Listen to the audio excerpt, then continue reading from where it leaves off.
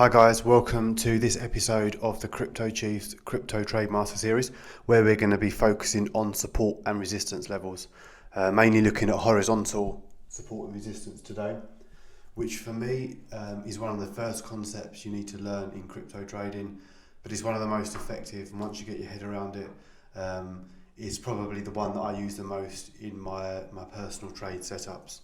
So what is support and resistance? Well, support is an area from where the price has reversed upwards from historically, and resistance is an area where the price has rejected and moved downwards from historically. So there's four key patterns that we're going to look at today for support and resistance. We've got support, resistance, resistance turn support, and support turn resistance. And the bottom two are support resistance flips, SR flips, and these form the basis of many of the trade setups that we enter. So we'll look at how the patterns look for each of the four.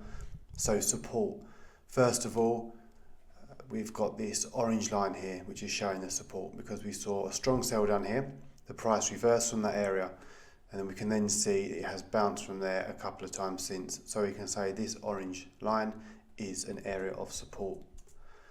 On the opposite to that, this orange line is marking an area of resistance. We can see the price rejected that here. It rejected the level there. So we can, and also here, before we saw a strong sell down. So we can say that this orange line that we put on the chart is an area of resistance. Now looking at the SR flips, so resistance turns support. Okay, so this is a previous area of resistance. We can see the rejection on these candles here. It moved down, came back up, rejected that area again. Eventually we can see a clean candle breakthrough, confirming that the resistance has been broken. We then move back down to retest that level again, where it then bounced from. So we confirm that the old resistance here has become the new support here. And then in reverse to that, we can see here an area of support, the orange line again, where the price has bounced from a few times. It then moved up, it came back down, but this previous support failed to hold here. We dropped below, and we can see then it's become an area of resistance. So multiple tests. Often people think that the more times support is tested, it becomes stronger, but it's actually the reverse. The more times the support level is tested, the weaker it becomes, and eventually it's likely to fail. And in reverse to that, the more times a resistance level is tested, the weaker it becomes. So the more times the price rejects a level, the higher the probability is that next time the test, it will break through. However, a support level that is tested many times that then breaks down is more likely to become a strong resistance level. And a resistance level where the price rejected multiple times is then likely to become a stronger support when it's flipped. So it sounds a bit of a confusing concept, but we'll show a couple of examples now, which will give you a much clearer picture.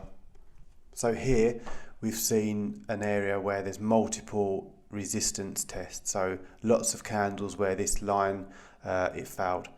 Eventually we get the clean candle breakthrough here, and we then move back down, and we can see that the candle then closed above the previous resistance, confirming this is the new support before moving up. And we can see here what I was saying, how one with multiple tests becomes the stronger support, but also the first retest is the highest probability of a bounce. So we'll look at another one where it's multiple support tests. So here we've got lots of times where the orange line has held a support. Each candle always closed above this level. We had like a fake down here, but we still closed above. Eventually, after multiple tests, this failed, the support failed, the candle broke, we came all the way down here. It then, we sort of traded round and came back. So if you was looking to enter a trade and you was watching this chart, you'd be thinking, as the price started to come back here, you'd have your eye on this level, knowing that because it was a previous strong support with multiple retests, the highest probability is that the first test of that previous level would fail. So as we were coming up, this level would have been a good area to enter a short, and we can see that it did reject that and move back down. So time frames, well, usually the higher the time frame, the more reliable the levels are. It's the same with horizontal support as well, so the 1 day time frame, for example, even the weekly and monthly.